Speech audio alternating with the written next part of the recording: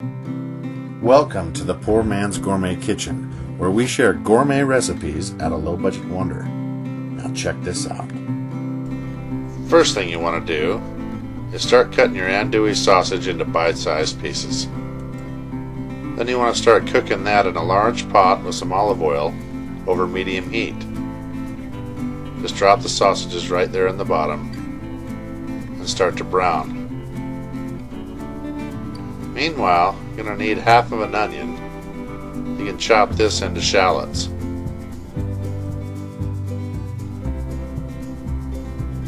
Then you want to chop some mild peppers. I'm using lunchbox peppers, but you can use bell pepper or whatever you prefer. The important thing is that you get these into some julienne slices. And of course we're going to chop some garlic. Now as you can see, we get some good color on this andouille sausage. This is a good time to add those shallots and all that chopped pepper. And once you've got everything stirred in, just throw the lid on it and let it soften up a little bit. Now another important ingredient is the rice, and this really affects the flavor if you don't clean it. Make sure you give it a good rinse 2 to 3 times. Make sure you get all that chalky and stale taste out of it. Make all the difference in the world if you do it this way.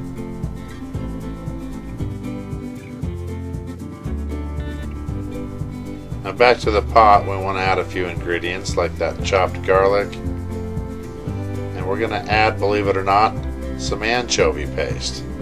Really going to help with the flavor as well. Now you need a stock in there, but I like to pour some clam juice in there before I add the chicken broth. This helps the flavor also. Give that a good stir, make sure those flavors are mixed in there, then you add the rice. Okay, that's a secret here to really good jambalaya. Now once you flatten it out across the top here, you can start judging how much chicken broth you're going to be adding here. And I always touch with my finger here to the top of that rice and go to the first knuckle. Okay? It's just kind of a chef trick. You pour in the broth right here. Then we're going to come back and measure with our finger. If I could touch that rice with the tip of my finger and the top of that water goes to that first knuckle, then we've got enough liquid. Then you just add the lid, bring it to a boil, and simmer for 20 minutes. Now I don't know about you, but I gotta have shrimp in my jambalaya. As you can see here, for all my shrimp critics, they are deveined. All we got to do is peel them now.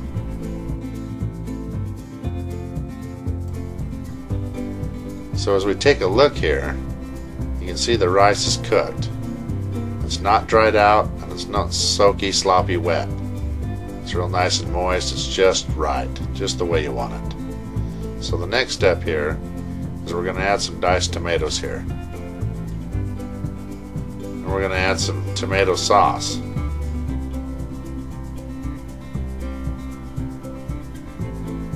Then a little of my secret ingredient, some Worcestershire and some Louisiana hot sauce.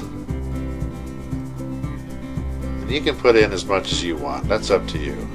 But last but not least, we're going to add this Creole seasoning. And again, it's going to be up to you how much kick you want, how much spice. But realize that makes it salty too, so you got to go easy with it at the same time. But once you've stirred it all in there, it's good to jump in with a spoon and give it a taste and see if it's to your liking. For me, I need a little bit more Creole seasoning, just a little bit more bite. And once again, we're stirring. But this is a good time to add that shrimp. You want to stir that in deep so everything's covered and can get affected by the heat. And we're going to throw the lid on that, go another 10 minutes.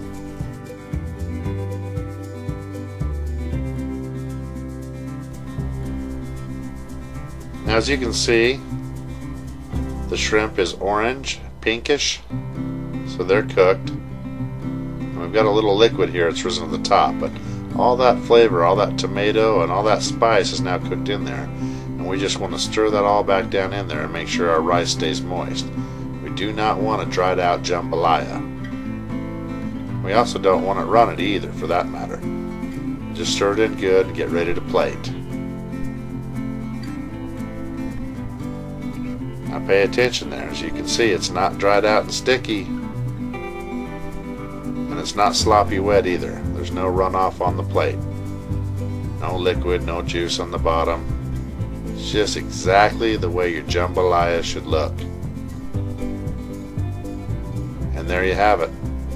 Jambalaya right here in the Poor Man's Gourmet kitchen. Thank you for watching, and be sure to stop by PoorMansGourmetKitchen.com for more recipes and exact ingredients.